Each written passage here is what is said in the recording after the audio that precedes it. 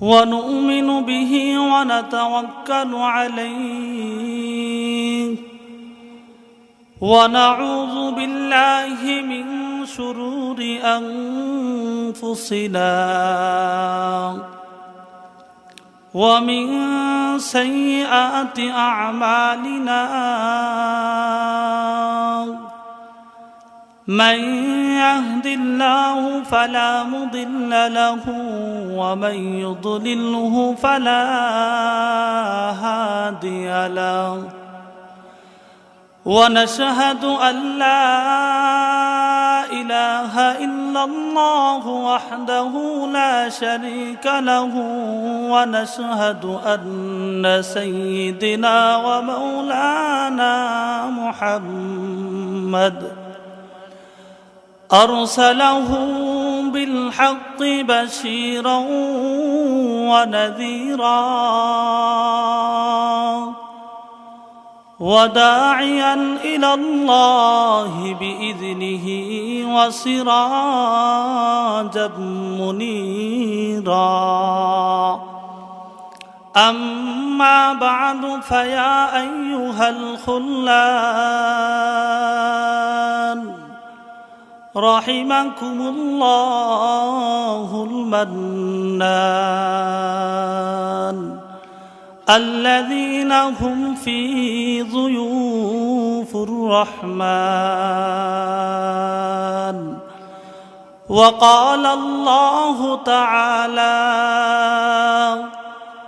قل إن الموت الذي تفرون منه فإنه ملاقيكم ثم تردون إلى عالم الغيب والشهادة فينبئكم بما كنتم تعملون وقال الله تعالى لكل أمة أجل إذا جاء أجلهم فلا يستأخرون ساعة ولا يستقدمون وقال النبي صلى الله عليه وسلم يتبع الميت ثلاثة فيرجع اثنان ويبقى معه واحد يتبعه أهله وماله وعمله فيرجع أهله وماله ويبقى عمله رواه البخاري أو كما قال عليه الصلاة والسلام عن عبادة ابن صامت رضي الله تعالى عنه قال رسول الله صلى الله عليه وسلم من أحب لقاء الله أحب الله لقاءه ومن كره لقاء الله كره الله لقاءه رواه البخاري ومسلم عن عمر بن الخطاب رضي الله تعالى عنه قال رسول الله صلى الله عليه وسلم تحفة المؤمن الموت صدق الله المولانا العلي العظيم وصدق رسوله النبي الكريم ونحن على ذلك من الشاهدين والشاكرين والذاكرين والحمد لله رب العالمين সবাই আমার সাথে মহব্বতের সহিত পড়ুন اللهم صل على محمد وعلى آل محمد كما صليت على إبراهيم وعلى آل إبراهيم إنك حميد مجيد اللهم بارك على محمد وعلى آل محمد كما باركت على إبراهيم وعلى آل إبراهيم إنك حميد مجيد توفیق سے ہوتی ہے نعمت کی خزینہ توفیق سے ہوتی ہے نعمت کی خزینہ ہر مردو کی طاقت کیا ارہ نشانہ ہر مردو کی طاقت کیا ارہ نشانہ مقبول تو ہے شاد ہے دے قابل تو بہت ہے مقبول تو ہے شاد ہے دے قابل تو بہت ہے اینا کو مانند کو نہیں دل تو بہت ہے اینا کو مانند کو نہیں دل تو بہت ہے दुनिया में हो दुनिया का तलबगार नहीं हो दुनिया में हो दुनिया का तलबगार नहीं हो बाजार से गुजर हो खरीदार नहीं हो बाजार से गुजर हो खरीदार नहीं हो الحمد لمن قدر خيرا وقبالا الحمد لمن قدر خيرا وقبالا واشكر لمن صور من جو جمالا واشكر لمن صور من جو جمالا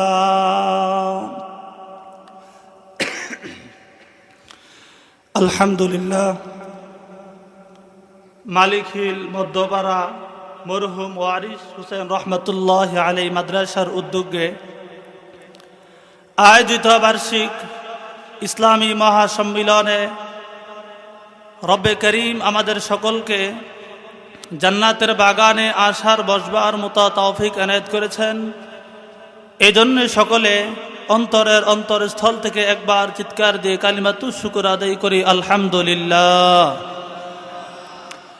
লাখো কোটি দুরুদ সালাম আকায়ে নাম্বার তাজদার মদিনা হাবিবে কিবরিয়া আশরাফুল আম্বিয়া সাইয়্যিদুল মুরসালিন খাতামুন নবিয়্যিন শাফিউল মুজলামিন রহমাতুল লিল আলামিন সরওয়ারে কায়নাত রূহে দু জান্নাত জনাবে মুহাম্মদুর রাসূলুল্লাহ সাল্লাল্লাহু আলাইহি ওয়াসাল্লামের রওজা থারে।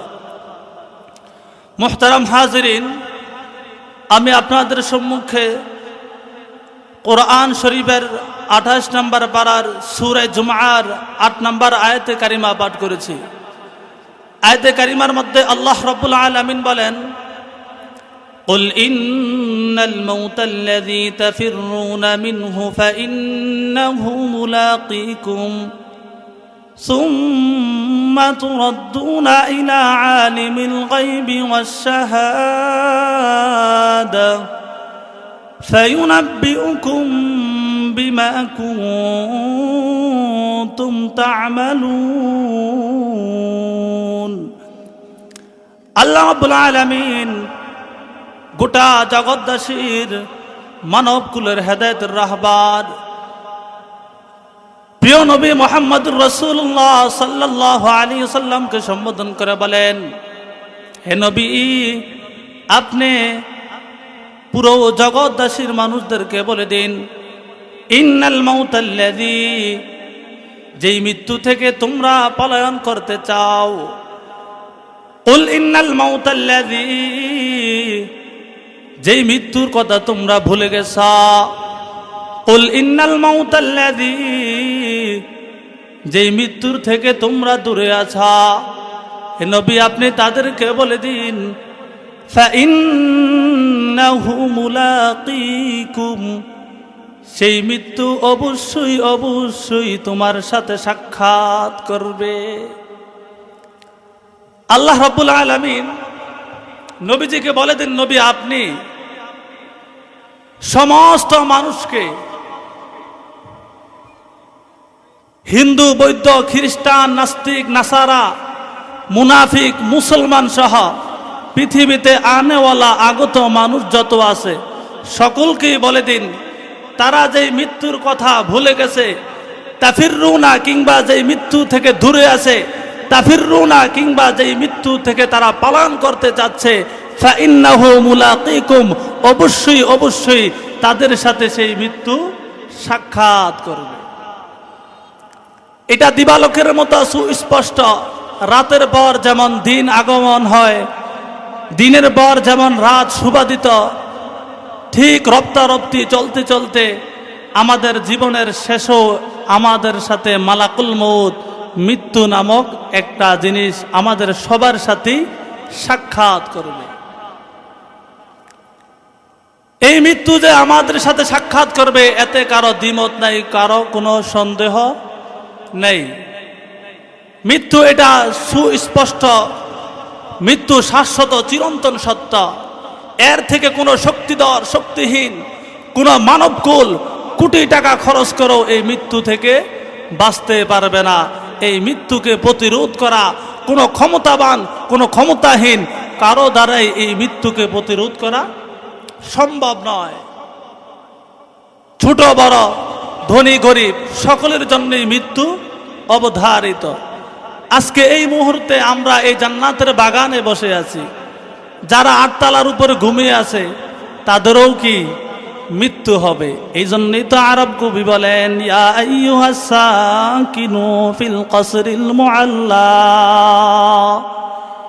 ইয়া আইয়ুহাস সাকিনু ফিল কসরিল মুআল্লা, সাতুদফান আন করিবি ফিত তুরাব। হে উচ্চ অট্টালিকায় অবস্থানকারী বাসিন্দা, অচিরেই সমাসেই তোমাকে মাটির মধ্যে দাফন করা হবে।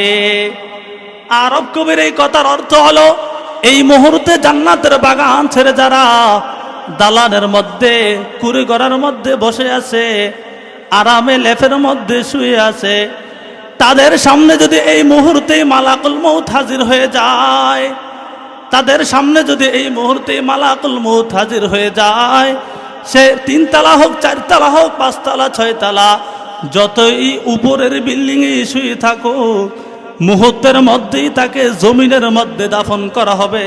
চিৎকার দিয়ে বলুন ঠিক কিনা?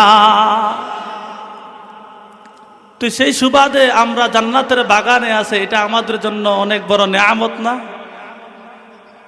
নেকের কাজ করতে পারাও অনেক বড় নেয়ামত। আল্লাহ রাব্বুল আলামিন চাইছেন বিদায়ী এই জান্নাতের বাগানে, জান্নাতের পরিবেশের মধ্যে আমরা এশারের জামাতের পর থেকে নিয়ে ধৈর্য সহকারে এখনো আছি, মাহফিল শেষ হওয়া পর্যন্ত থাকবো।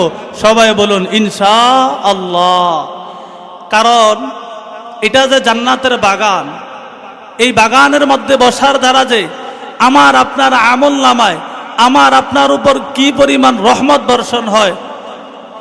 সহিহ মুসলিম শরীফের মধ্যে হযরত আবু হুরায়রা রাদিয়াল্লাহু তাআলা আনহু বর্ণনা করেন, عن أبي هريرة رضي الله تعالى عنه قال قال رسول الله صلى الله عليه وسلم ما اجتمع القوم ইয়াতলুনা কিতাবাল্লাহ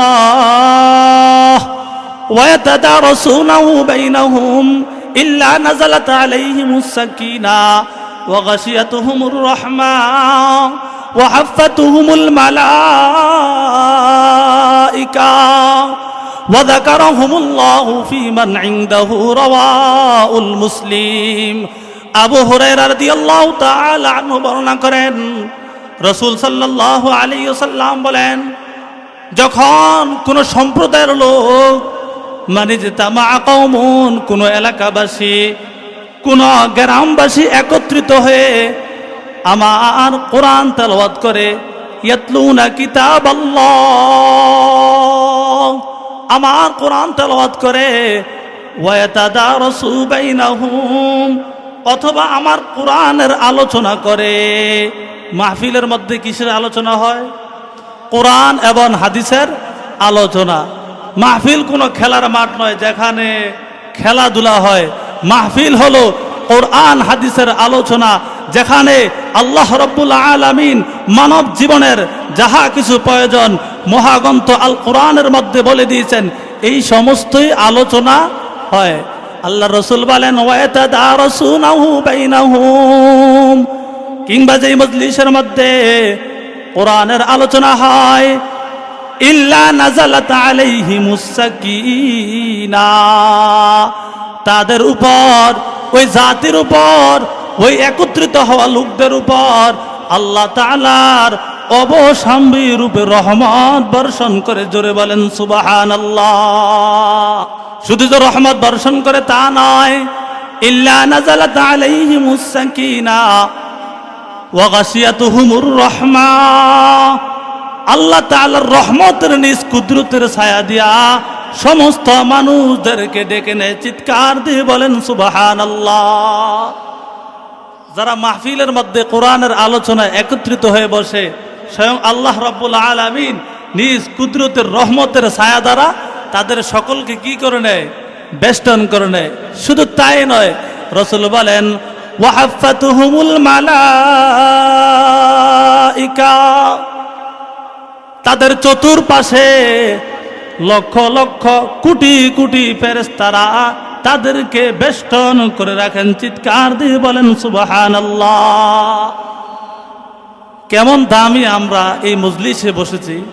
যদি আজকে আমাদের এখানে মাননীয় প্রধানমন্ত্রী আসতেন, তাহলে প্রধানমন্ত্রী আসার আগে বিভিন্ন রকমের সেনাবাহিনী, নৌবাহিনী, যত নিরাপত্তা বাহিনী আছে সকলকে আগে বেষ্টন করে রাখতেন। কথা বলুন ঠিক কিনা? যেন মাননীয় প্রধানমন্ত্রী কোন রকম শত্রুর শত্রুতামি কিংবা কোন রকম মামলা হামলার শিকার যেন না হয়, এর নিরাপত্তা দেওয়ার জন্য হাজার হাজার বাহিনী, যারা নিরাপত্তা বাহিনী আছে তাদের দ্বারা কি করে রাখেন? বেষ্টন করে রাখেন। তো আল্লাহ রাব্বুল আলামিনের নবীও বলেন, তোমরা যখন কোরআনের আলোচনার জন্য, হাদিসের আলোচনার জন্য একত্র হয়ে বসো, তোমাদের উপরও যেন ইসলাম বিদ্বেষীদের, নাস্তিকদের কোন ষড়যন্ত্র যেন তোমাদের উপর আক্রমণ, তোমাদের যেন হামলা না হয়, এই জন্য ওয়াফাতহুমুল মালাইকা তোমাদের চতুর্পাশে রহমতের ফেরেশতারা তোমাদেরকে ঘেরাও করে রাখেন। চিৎকার দিয়ে বলেন সুবহানাল্লাহ। এই জন্য এটা জান্নাতের বাগান। শুধু এখানেই শেষ, ফেরেশতাদের ঘেরাও দিয়ে রাখেন তা নয়। আল্লাহর নবী বলেন, ওয়া যাকারাহুমুল্লাহু ইনদাহু যারা এই মজলিসে বসে আছে, এই মজলিসে যতজন মানুষ, দাড়িপাড়া মুরব্বী হোক, যুবক ভাই হোক, ছোট কচি মাসুম শিশু বাচ্চা হোক, এই মজলিসের মধ্যে যারা বসে আছে সকলকেই এই পুরা মজলিসের ভিডিও স্বয়ং আল্লাহ রাব্বুল আলামিনের সন্নিকটে, ওয়া যাকারাহুমুল্লাহু ইনদাহু যারা আল্লাহ তাআলার নিকট যেই সমস্ত ফেরেশতারা আছে, ওই সমস্ত ফেরেশতাদেরকে ডাক দিয়া বলে আল্লাহ। আল্লাহ বলেন, ও ফেরেশতারা দেখো, আজকে মালিকিল মধ্যপাড়া মাদ্রাসা কর্তৃক আয়োজিত মাহফিলে আমার কতগুলো আশিক, আমার কতগুলো মাহবুব বান্দারা আমি আল্লাহ তাআলার কথাগুলো বলতেছে। স্বয়ং আল্লাহ রাব্বুল আলামিন খুশি হয়ে ফেরেশতাদের বলেন, তোমরা সাক্ষী থাকো, আজকে এই মাহফিলে যারা এসেছে আজকে যারা এই ওয়াজ মাহফিলে বসে কোরআনের আলোচনা শুনতেছে, কাল হাসরের ময়দানে যদি তারা এই মাহফিলের উসিলা করে আমার কাছে নাজাত চায়, তারা এই মাহফিলে বসে যতটা কোরআনের আয়াত শুনেছে, যতটা কোরআনের আয়াতের অর্থ শুনেছে, যতটা হাদিস শুনেছে, যতটা হাদিসের তরজমা জেনেছে, প্রত্যেকটা কথার বিনিময়ে আমি তাদেরকে লক্ষ লক্ষ কোটি গুণ নেকি দান করব। চিৎকার দিয়ে বলুন সুবহানাল্লাহ। এই জন্য নেকের কাজ করতে পারা এটা বড় নেয়ামত। আল্লাহ রাব্বুল আলামিন যে আমাদেরকে এখানে এনেছেন, এটা আল্লাহ তাআলার অনেক অনেক অশেষ অশেষ কৃপা। তিনি না চাইলে এখানে আসা আমাদের কোশ্চিনকালও সম্ভব ছিল না। তিনি চাইলে এই মুহূর্তে অন্যদের মতো আমাদেরকেও 4 স্টোরে রাখতে পারতেন, হসপিটালে রাখতে পারতেন, কোনো না কোনো ব্যস্ততায় রাখতে পারতেন। তিনি চান নাই বলেই তিনি দয়া করেছেন, তিনি মায়া করেছেন, তিনি চাইছেন। তিনার কথা, কোরআন কার কথা? আল্লাহর কথা। আমি আপনাদেরকে, হযরত উলামায়ে কেরাম আপনাদেরকে কোরআন শরীফ শুনাইতেছে, মানে স্বয়ং আল্লাহর কথা শুনাইতেছে, ঠিক না? স্বয়ং আল্লাহর কোরআনের কথা কি? আল্লাহ যা বলছেন তার কথা শুনাইতেছেন। মালিক তো এই জন্য অবশ্যই অবশ্যই অনেক খুশি হয়ে যাবেন। এই খুশির বিনিময়ে কি দিবেন? কোরআনে আল্লাহ বলেন তানফাউল মুমিনিন, মুমিনের উপকার হলো জান্নাত। সুবহানাল্লাহ। মুমিনকে আল্লাহ খুশি হয়ে কি দিবেন? জান্নাত। আয়াতে কারিমার মধ্যে বলতেছিলাম, আল্লাহ রাব্বুল আলামিন বলেন কুল ইন্নাল মাউতাল্লাযী তাফিররুনা মিনহু ফাইন্নাহু মুলাকীকুম। আজকে আমরা মৃত্যুর কথা স্মরণ রাখছি? কেউই মৃত্যুর কথা স্মরণ রাখি না, মৃত্যুর কথা বলে গেছে। যদি মৃত্যুর কথা স্মরণ রাখতাম তাহলে আজকে এশার নামাজ আমরা যারা আসছি তারা পড়ছি, যারা বাইরে হাঁটতেছে তারা পড়ে নাই। কেন পড়ে নাই? মৃত্যুর কথা বলে গেছে। তারা মৃত্যুর কথা কি ভুলে গেছে, তারা মৃত্যু থেকে পালায়ন করতে চাচ্ছে, তারা পড়ে নাই। কিন্তু যতই মৃত্যু থেকে দূরে থাকি, যতই মৃত্যু থেকে আমরা এড়িয়ে চলে, এই মৃত্যু থেকে বাঁচা কোনোদিনও সম্ভব হবে? কোনোদিনও সম্ভব হবে না। যদি মৃত্যু থেকে বাঁচা সম্ভব হতো তাহলে এখনকার নয়, আরো 1418 বছর আগে যারা এমপি মন্ত্রী ছিল তারা লক্ষ কোটি টাকা ব্যয় করে হলো কাউকে খুনের বিনিময়ে যদি বেঁচে থাকা যেত, তারপরও হলো অন্যকে খুন করে নিজের দখল, নিজের চেয়ার সারা জীবন রেখে দিত। কিন্তু মৃত্যু থেকে কষ্টিন কালও বাঁচা সম্ভব নয়। এই জন্যই তো দেখা যায় প্রত্যেকটা বিষয়ের সমস্যার সুরাহা হয়, সমাধানের চেষ্টা চলে। যত সমস্যা হোক সব সমস্যার সমাধানের চেষ্টা চলে, কিন্তু মৃত্যু থেকে বাঁচার কোনো সুরাহা নাই, কোনো চেষ্টা নাই। মৃত্যু অবশ্যই অবশ্যই প্রত্যেকের সাথেই সাক্ষাৎ করবে। একমাত্র একজন আছেন যিনি চিরঞ্জীব, কোনোদিনও মৃত্যুবরণ করবে না, যিনাকে কেউ জন্ম দেন নাই এবং তিনিও কাউকে জন্ম দেন নাই। তার পবিত্র সত্তার ঘোষণা তিনি নিজেই 30 নম্বর পারায় সূরা ইখলাসের মধ্যে বলেন, কুল হুয়াল্লাহু আহাদ আল্লাহুস সামাদ লাম ইয়ালিদ ওয়া লাম ইউলাদ ওয়া লাম ইয়াকুল লাহু কুফুয়ান আহাদ। তিনি নিজেই বলেন কি? লাম ইয়ালিদ ওয়া লাম ইউলাদ। তিনি কে? আল্লাহ। তিনি কে? একমাত্র আল্লাহই হলেন চিরঞ্জীব, তার কোনোদিনও মৃত্যু হবে না। তিনাকে কেউ জন্ম দেন নাই এবং তিনিও কাউকে জন্ম দেন নাই। তিনি যে ধ্বংস হবে না, তিনি ছাড়া আমরা আজকে আকাশ বাতাস জমিন নদী নালা পাহাড় পর্বত যাহা কিছু দেখতে পাই সব কিছু একদিন ধ্বংস হয়ে যাবে, শুধুমাত্র থাকবে কে?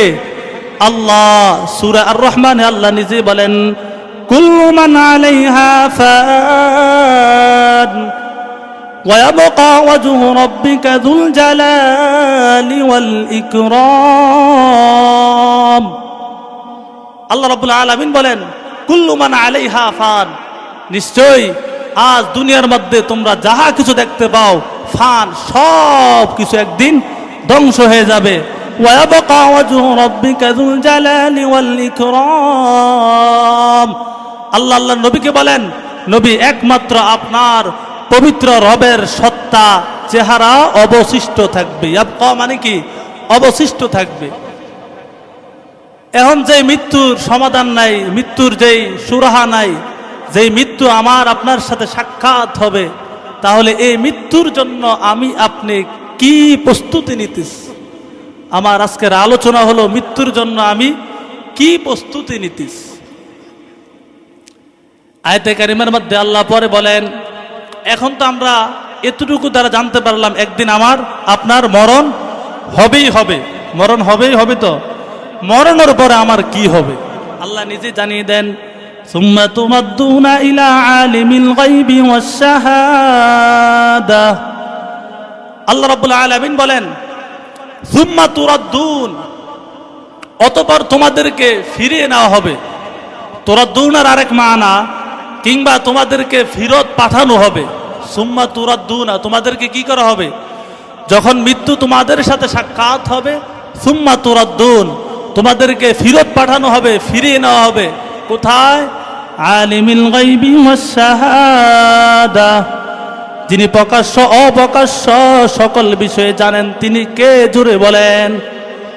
যিনি প্রকাশ্য এবং অপ্রকাশ্য, গুপ্ত এবং দিবালোকের ন্যায় সুস্পষ্ট, আধারের মধ্যে যাহা সব কিছু দেখতে পান, তিনার কাছেই তোমাদেরকে ফিরত পাঠানো হবে। সুম্মা তুরাদ্দুন, তোমাদেরকে ফিরিয়ে নেওয়া হবে।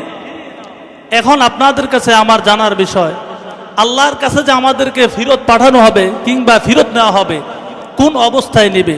আজকে এই মুহূর্তে আমার চাচা দাড়ি ফাঁকা মুরব্বী নিয়ে বসে আছে, চুলগুলো পাকা, যুবক ভাইদের দাড়িগুলো এখনো কালো, মাথার চুলগুলো কালো, এখনো চেহারার মধ্যে যৌবনতার লাবণ্যতা সুস্পষ্ট দেখা যায়।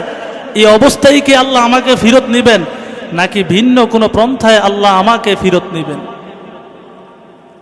কোন অবস্থায় আমরা আল্লাহর কাছে আমাদেরকে ফিরত পাঠানো হবে? যদি এটা জানতে হয়, একটু পিছনের ইতিহাস জেনে নেই। প্রস্তুত আছেন তো ইনশাআল্লাহ?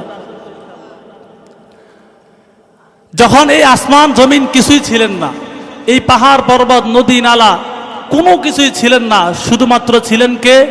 আল্লাহ। শুধুমাত্র ছিলেন কে? আল্লাহ।